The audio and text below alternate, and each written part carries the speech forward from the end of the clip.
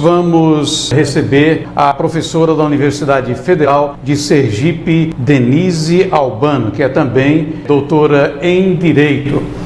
Imensa alegria estar participando do Jornal da TV Centro-Sul e saúdo todos que nos prestigiam com a audiência valiosa e valorosa. Doutora Denise Albano, temos dois enfoques hoje. Um deles é o ódio dos comunistas aos verdadeiros cristãos e a vergonha internacional que o atual presidente Luiz Inácio do PT tem causado ao país. Por que os comunistas nutrem tanto ódio em relação aos verdadeiros cristãos? Porque para eles, com seu projeto totalitário de poder, é necessário eliminar Deus da vida das pessoas. É necessário romper todo e qualquer vínculo com o transcendente, com a ideia de que esta vida é passageira, que a gente tem que procurar fazer o bem, imitar a Cristo, se desprender das coisas materiais, ver o que é útil para a nossa vida, os bens materiais, como algo que nos mantém nesta caminhada, mas o que importa, como o próprio Cristo diz, Ele é o pão vivo que veio dos céus. Céus e terra passarão, mas o que não pode passar é a palavra dele, é o seu testemunho. Tudo que nos liga exatamente para uma concepção de vida para além desta vida material, a própria ideia do tal, de um valor moral superior, que é o bem, que é amar o próximo, praticar a caridade, isso tudo precisa ser eliminado, porque para o comunista o que é importante é o aqui e agora, o materialismo histórico. Veja que a ideia de que não existe vida além da morte, a ideia da existência de um Deus é fruto de uma criação burguesa. Para entorpecer, o próprio Marx dizia que a religião é o ópio do povo, é uma espécie de droga que entorpece. E o Raymond Aron, um importante intelectual francês, escreveu um livro muito interessante em que ele ironiza o próprio Karl Marx. Ele disse, se a religião é o ópio do povo, então o marxismo, e por extensão o comunismo, é o ópio dos intelectuais, dessa elite que se julga intelectualmente superior, que quer empurrar para o povo a ideia de que praticar a caridade, para quê? A gente tem que lutar pela revolução, é pela mudança total do sistema.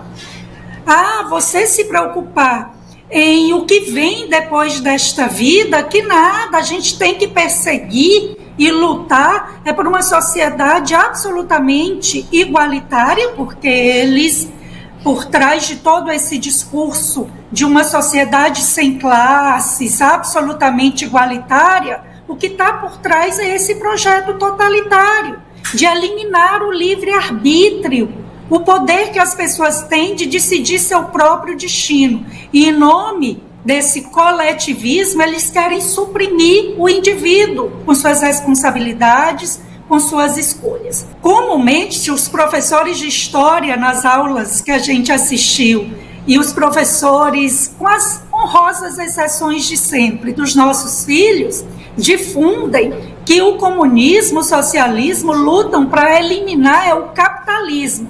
Isso é blá, blá, blá. Isso é conversinha mole. Porque na maioria dos países que implementaram o socialismo como um passo para o comunismo, o capitalismo persistiu.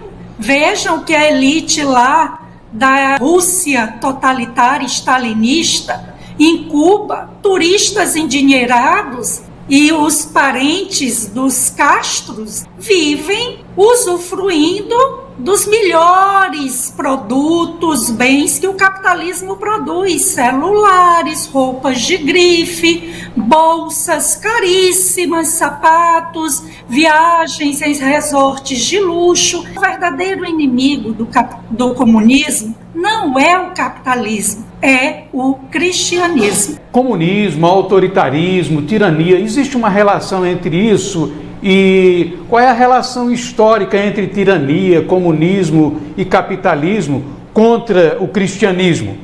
É evidente que nem todo regime tirânico necessariamente foi comunista. Nós tivemos tiranias ao longo da história, sem que necessariamente elas se identificassem com o comunismo. E aqui um breve parênteses, uma explicação mais simplista, mais verdadeira. O socialismo é o caminho que o próprio Marx vislumbra como para chegar ao regime comunista, que é a ditadura do proletariado. Então, repare bem, é da essência do comunismo, de fato, não ser democrático, não abrir espaço para as liberdades individuais, para o poder das pessoas de dispor de sua própria vida. Na essência, o comunismo é tirânico, é ditatorial, é contrário à ideia de um ser humano provido de livre-arbítrio. E aí tem uma provocação, no sentido positivo do termo, que sempre é válida apresentar para todos os jovens que muitas vezes são doutrinados, são seduzidos por esse discurso enganador de que no socialismo não há separação das pessoas por classes. Que na sociedade socialista todos são donos dos bens de produção. A realidade que se impõe mostra exatamente o contrário. Os que chegam a controlar o poder implantam uma ditadura, usufruem dos luxos e caprichos, enquanto a patuleia, o povão, sofre sem ter o seu pequeno pedaço de terra, sem ter a privacidade de sua casa, sem ter a decisão sobre o destino dos seus filhos, porque os filhos são propriedade do Estado. De fato, nem todo regime tirânico totalitário foi comunista, mas toda experiência comunista, toda tentativa de implementar o comunismo, Cuba, Coreia do Norte, Venezuela aqui do lado, são regimes tirânicos, ditatoriais, desumanos, que sob o discurso da igualdade, de fato implementa um regime de terror, de supressão total da dignidade das pessoas, da população. Inclusive a Nicarágua também está nessa lista. Exatamente, aí chamou a atenção 2 episódios relativamente recentes. Lula dizer, no encontro do Foro de São Paulo, que tem orgulho de ser chamado de comunista, e aí a provocação positiva que eu dizia na participação pouco antes é essa. Quando o muro de Berlim caiu, para onde as pessoas foram? Permaneceram na Alemanha Oriental, comunista, ou correram para a Alemanha Ocidental, democrática, liberal? Certamente, puxando pela memória e buscando o noticiário da época, vocês verão que, de fato, as pessoas acorreram para a Alemanha Ocidental. Vejam no mapa a Coreia do Norte, a Península Coreana, que é uma península dividida ao meio. Acima a Coreia do Norte, embaixo a Coreia do Sul. Reparem como quase toda a região da Coreia do Norte vive no breu. A população sequer tem acesso a um item básico, que é a iluminação durante a noite. Para você ter sua geladeira, para no inverno você ter seu banho quente naquela região onde o inverno é rigoroso, ter seu fogão. Já na Coreia do Sul, você vê toda a região praticamente iluminada.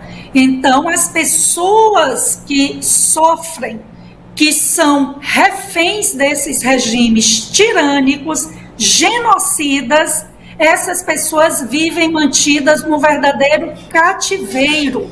Em Cuba é praticamente uma ilha presídio. A população vive ali refém. Lembrando a experiência dos mais médicos que foi implementada aí pelo governo petista. Médicos cubanos vinham para cá e eles eram vigiados por homens capangas do regime cubano, onde de 12 mil reais, 10 mil que se pagava para esses médicos, 80% ia para o bolso da elite tirânica cubana. A passagem do PT pelo poder foi para financiar, sim, algumas ditaduras. E esse propósito foi reavivado. Veja aí que Lula elogiando Maduro, se omitindo diante da perseguição que o Noriega, seu amigão, quando Lula vai para Guatemala, o Noriega faz às vezes de motorista particular do Lula. E o que temos? Semana passada, há poucos dias, freiras brasileiras tiveram seus quartos nos conventos invadidos e foram expulsas, escorraçadas. O bispo de Manágua, com a saúde debilitada, já se encontra há vários meses preso. Bispos, freiras, maltratados, perseguidos. E repare bem, os comunistas odeiam, de fato, os cristãos que procuram viver a palavra. Infelizmente, na nossa igreja, nós tivemos a teologia da libertação, que quis implementar a ideia de um Cristo comunista, de que o evangelho passa uma mensagem revolucionária, e o que Cristo diz é: dai a César o que é de César, meu reino não é deste mundo. Só em Cristo dizer meu reino não é deste mundo já mostra que a verdade que é Cristo não se coaduna com cristão comunista, com cristão simpático ao ideário socialista. É uma contradição em si.